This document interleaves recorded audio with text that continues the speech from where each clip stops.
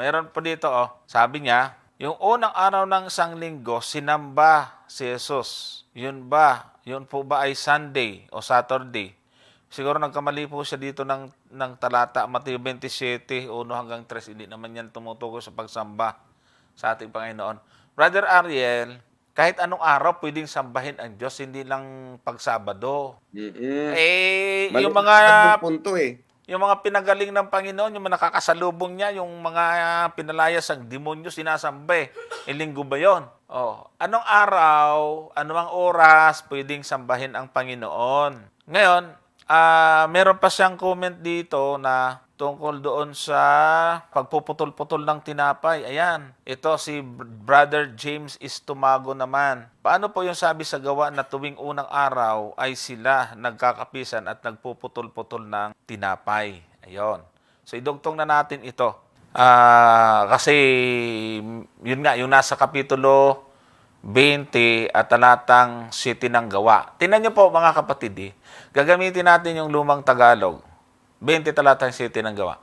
At gagamitin po natin yung ating sentido komon. Tingnan nyo At ng unang araw ng sanglinggo, nang kami magkakapisan upang pagputol-putulin ang tinapay, si Pablo ay nangaral sa kanila na nag-aakalang umalis sa kinabukasan at tumagal ang kanyang pananalita hanggang sa hating gabi. Alam niyo po, yung hinahanap ko yung version na nakasulat dito yung Saturday night. Ito po ay Sabado po sila nagkatipon. Sabi ko nga kanina, binanggit ko na to actually kanina Sabado yung pagkakatipon nila, inabot lang sila ng gabi.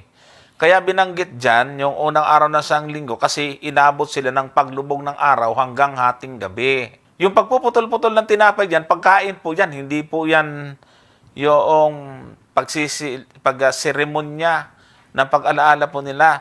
Nagkainan sila kasi inabot nga sila, nag-overtime sila. Ibig sabihin, nagkaroon ng pagpupulong ng Sabado.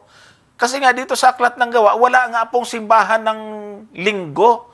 Hindi pa sila papayagan ng mga Hudyo na sumimba ng linggo sa sinagoga. Payagan ba sila ng mga Hudyo? Wala naman. Hindi naman sila nagtayo ng sarili nilang simbahan na, ito linggo naman.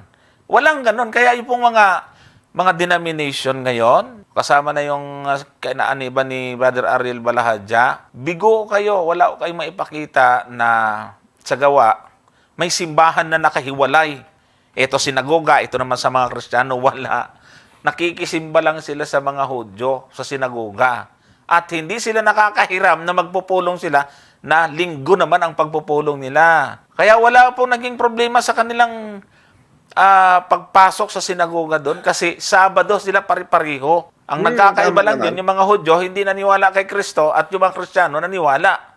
Kaya nga doon na po nagkaroon po ng pakikipagtalakayan ang mga alagad sa mga Hudyo na hindi naniwala. Pero marami din doon ang sumasamba na naniwala. Kaya nga marami pong mga doon sa pinasa natin kanina sa 13:43.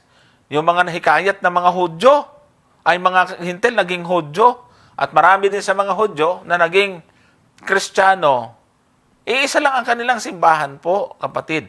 At saka tingnan po ninyo, titingnan po natin yung verse 6. Itaas nga natin sa size. Ang pagkakabanggit kasi rito, at kami nagsilayag mula sa Filipos, pagkaraan ng mga nakaarawan ng mga tinapay na walang libadura, at nagsidating kami sa kanila sa Troas sa loob ng 5 araw, na dooy nagsitira kaming 7 araw. Ibig sabihin, nagbiyahe po sila, naglakbay po sila.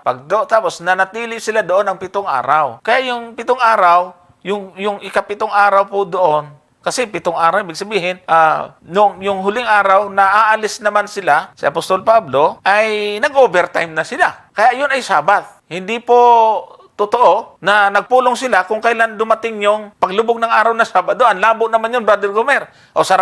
Sarado yung sinagoga. Tapos nung lumubog ang araw, kasi gabi yun yung 20 talatang 7, gabi yan, inabot ng hating gabi. Malabo ho yun na parang ganito.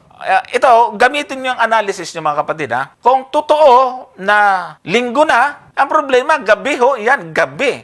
At ang linggo ng gabi ayan ay paglubog ng araw ng Sabado. At mahirap hong intindihin, Brother Gomer, na parang ganito. O, ang mga Hudyo nagsimba noong araw ng Sabat. Pagdating ng paglubog ng araw, pumalit sila Pablo at mga Kristiyano. Pwede ba yun? Napakalabo nun, Brother Gomer, di ba? Ibig sabihin, nagpulong talaga sila ng Sabado. Ngayon, dahil aalis na ng kinalingguhan si Pablo, wala naman kasing simba ng linggo, nag-overtime sila hanggang hating gabi. Kaya itong gawa, 20 talatang city, wala po yan. Sablay po yan, mga kapatid. Para gawing batayan na linggo na. Brother Gomer. Kasi nga, actually, Brother Johnson, yung ginagamit nilang basihan dyan, yung termino na pagputol-putol. Yan po ay tawag niyan, normal na termino nila sa pagkain. Pagkain yan. Special na kapag ka sinabing pagputol-putol ng tinapay, ang tinutukoy kaagad ay yung hapunan o yung banal na hapunan. Hindi po ganon. At saka, isa pa, tingnan po ninyo, babasa tayo ng talata. Sa Gawa 2, ang talata ay 46. Tingnan mo sabi diyan, 2:46. Araw-araw sila ay nagsisipanatiling matibay sa pagkakaisa sa templo. Tingnan mo paano silang papayagan na magkakaisa sa templo, Brother Joseph, kung hindi sila kaisa ng mga Hudyo? Di ba? Templo yan Yan yung Temple of Jerusalem ang tinutukoy dyan. At sa pagputol-putol ng tinapay sa bahay-bahay. At nagsisikain sila ng kanilang pagkain na may galak, may katapatan ng puso. Ayan, araw-araw yan, Brother Johnson Kaya hindi po kinabasa natin doon sa Gawa 27 na unang araw ay nagputol-putol ng tinapay. Ipapalit mo na yan doon sa Sabado. Yan kasi ang maling conclusion Kasi nga, kung titingnan po ninyo, napakaraming talata sa Gawa ang tumutukoy sa Sabat. At doon sa mga talata ng Gawa na tumutukoy sa Sabat, ay napaka letra por letra na nagkakatipon sila.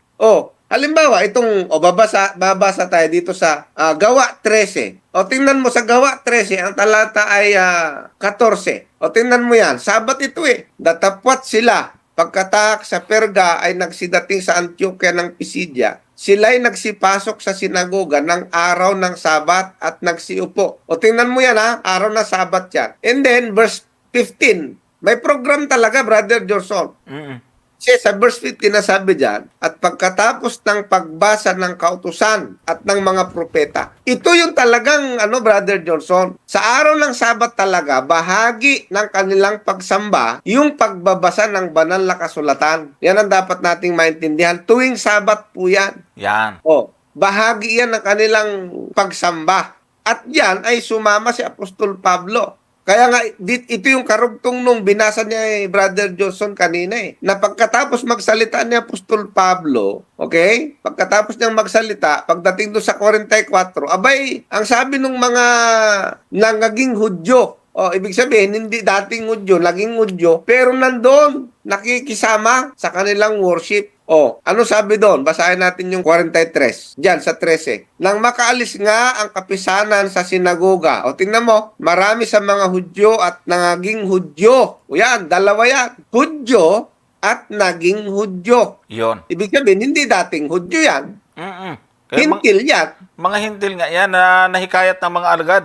Correct. Tapos dyan, masisipag sa kabanalan. Kita mo, ay nagsisunod kay Pablo at kay Bernabe na nasa pagsasalita sa kanila ay hinimok na magsipanatili sa biyaya ng Diyos. Verse 44. At nang sumunod na Sabat. Yan ay ang liwanag nito Ay bakit ang gusto nyong batayan ay yung 27 ng Gawa at ayaw nyo itong 13:34? Di ba? Ay masyado namang obvious kasi ayaw nyo sa Sabat. Kasi dito sa 44, ang liwanag ng sumunod na Sabat. Tingnan mo, from Sabat, sumunod na Sabat. Yan ang consistent. Yan ang dyan mo gagamitan yung tuwing Sabat. Ay doon sa 27, wala namang nakalagay doon na tuwing araw ng linggo Sabi dyan, ng sumunod na Sabat, ay nagkatipon halos ang buong bayan upang pakinggan ang salita ng Diyos. Maliwanag yan. Pero yan, ayaw nila, Brother Johnson.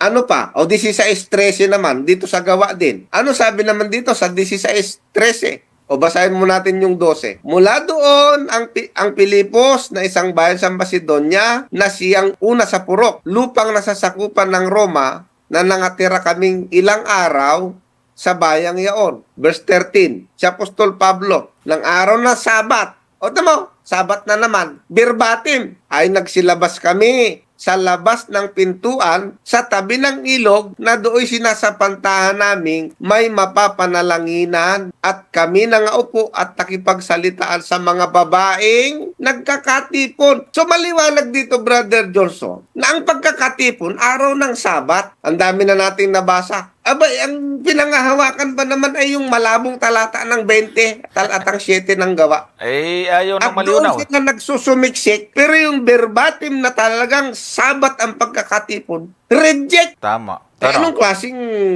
pagbabasa ng Biblia ang ginagawa ng mga ganyan? Di ba? Ay, di mali. Oh, ito. Ihabol na lang natin to. Kasi kanina pa doon kaalburuto si Nats Benedicto eh. Kaso ang problema talagang hindi niya inuunawa eh.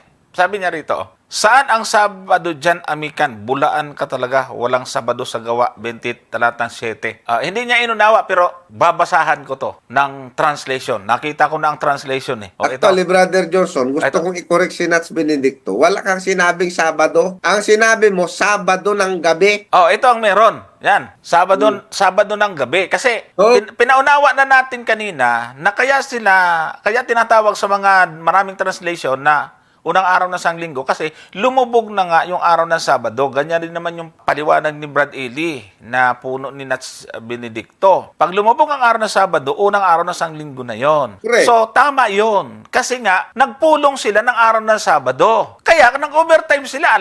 Binigyan ko na nga ng halimbawa. Sabagay, hindi naman talaga niya inuunawa.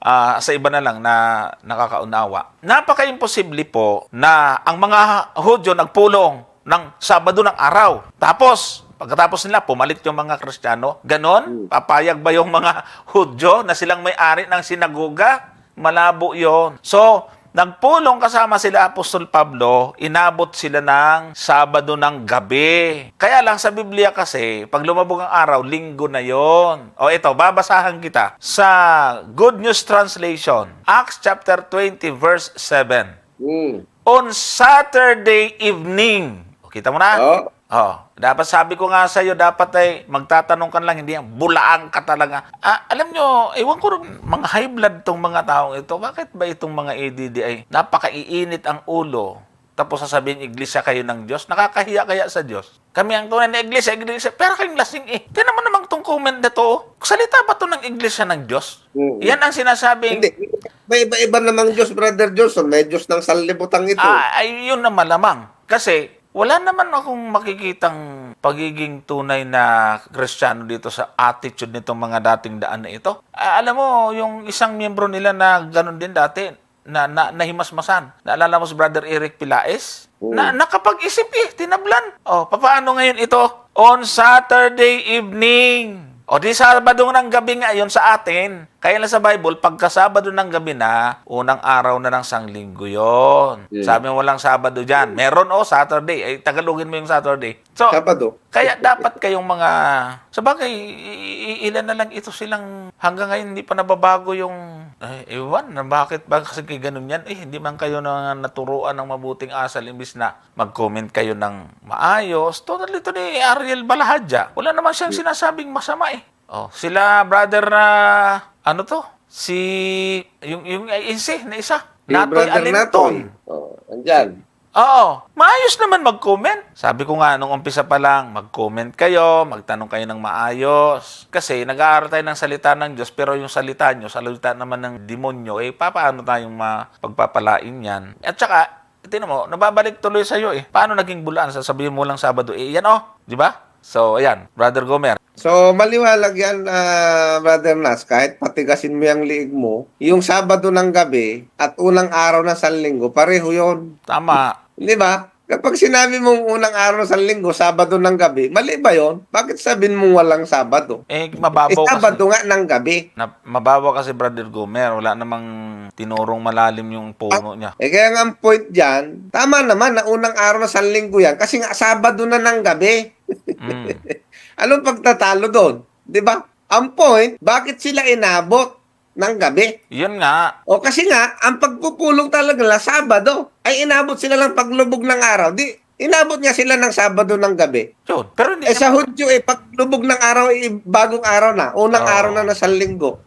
Kaso maganda ng paliwanag natin, Brother Gomer. Kaya lang, naintindihan yan. Kahit nga si Ariel Balahadja, palagay ko, nahahagip na yan eh. Pero Ang yun dali lang. intindihin nun. Oo. Kaya lang, ang problema nyo nga, ito, yung nag-iisa na yan na talata, yan ang matindin yung pinangahawakan. Wala. Pero Hindi. yung dami-daming talata na verbatim na sinasabi na Sabadong pagkakatipon, bakit naman ayaw nyo? Di ba? Yan ang dyan, yan yung pag-isipan ninyo. Tsaka, isa Bakit pa, ayaw nyong gamitin yung, halimbawa, gawa 13-44.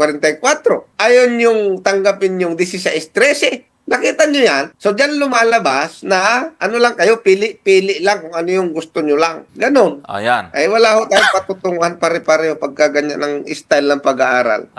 Ihabol ko lang Okay. ito bago tayo magtapos yung binanggit ni Brother Ariel Balahadja. Yung Acts chapter 2, sinagoga po yung pagkakatipunan ng mga apostol at ang bilang nila ay 120 souls sa sinagoga po. Ayun. Wala ngang problema doon eh. Kasi nga wala ngang simbahan ang mga Kristiyano. Ang simbahan ng mga Kristiyano, sinagoga at Sabado. Kuha mo, Brother Ariel, yun yun. Ngayon, tinan nyo ha, magpapakita ako ng talata na pagka walang sinagoga, nagtitipon pa rin sila araw ng Sabado. Tinan mo, 16-13 ng gawa. Yon. At ng araw ng Sabat ay nagsilabas kami sa labas ng pintuan, sa tabi ng ilog. Bakit doon sila? Kasi walang sinagoga sa lugar na yon. Na doon sinapantahan naming may mapapanalanginan at kami nakakaupo at nakapagsalitan sa mga babaeng nagkakatipon. Nakita nyo, sa pag-iikot nila, pag may sinagoga, simba. Pag wala, magtipon na lang sila kung saan pwede. So, wala talagang yung linggo talaga ay nag-overtime lang kasi sila. Kaya umabot ng paglubog ng araw. Yun. Wala So, talagang tibayan.